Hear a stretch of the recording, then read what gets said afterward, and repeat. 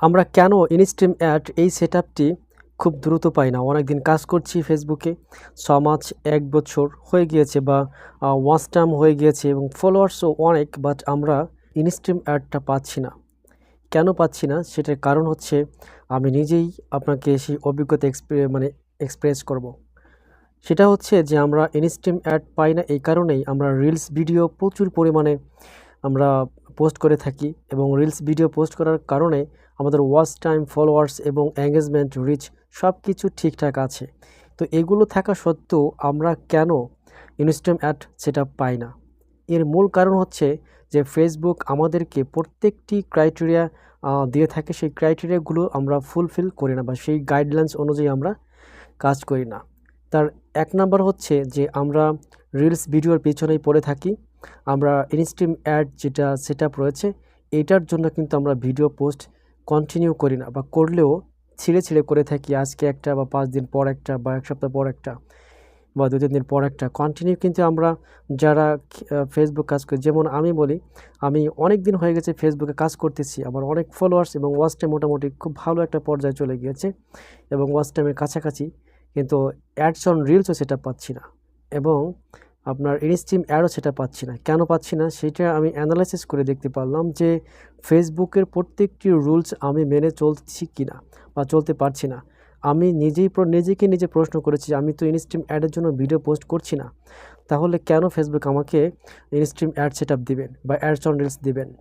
তো সেই জন্যই আমি বলছি যে আমরা সবাই যদি ফেসবুকের প্রত্যেকটি গাইডলাইন্স এবং রুলসগুলো মেনে চলি, সেই ক্যাটাগরি ওয়াইজ যদি আমরা ভিডিও পোস্ট করি এবং ভিডিও মেক করি, তাহলে কিন্তু আমরা ৬ মাসের মধ্যে বা ১ বছর হওয়ার আগেই আমরা এই সেটআপগুলো পেয়ে যেতে পারি।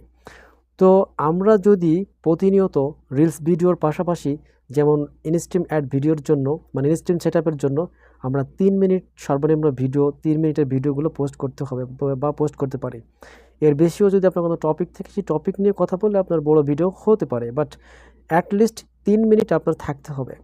তো এই ৩ মিনিটের ভিডিও আপনার ভিউ হোক বা না হোক, এবং এখান থেকে আপনি ভালো পারফরমেন্স প্রথম দিকে পান বা না পান, কিন্তু আমাদেরকে কি করতে হবে? এই ৩ মিনিটের ভিডিও পোস্ট করে যেতে হবে।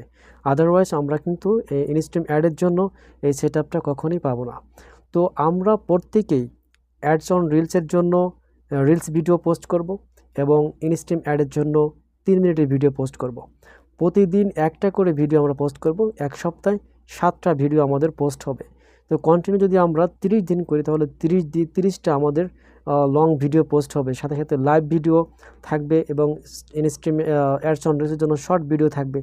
তো সব কিছু মিলিয়ে দেখা গেছে যে আপনার প্রত্যেকটা ক্রাইটেরিয়া কিন্তু মেনে চলা হবে, ফেসবুকের গাইডলাইন্স মেনে চলা হবে। তাহলেই আমরা আমাদের অল্প সময় এবং আমাদের অল্প জার্নিতে, মানে কম সময়ের মধ্যেই কিন্তু আমরা আমাদের সেটআপগুলো পেয়ে যাবো। ইনস্ট্রিম অ্যাডটা কিন্তু খুব important, very important to get instream add setup. আমরা তাহলেই খুব সহজেই আমরা এই ইনস্ট্রিম অ্যাড সেটআপটি পেয়ে যাব। তো আশা করি আমি আমার এক্সপিরিয়েন্স থেকে আমি আসলে এটা ব্যক্ত করেছি, কারণ আমি অনেক দিন কাজ করছি কিন্তু instream add, reels on ads on reels আমি এখনও সেটা পাচ্ছি না, কারণ আমি শুধু রিলস ভিডিও পোস্ট বেশি করি, লাইভও করি না এবং ৩ মিনিটের ভিডিও পোস্ট করছি না।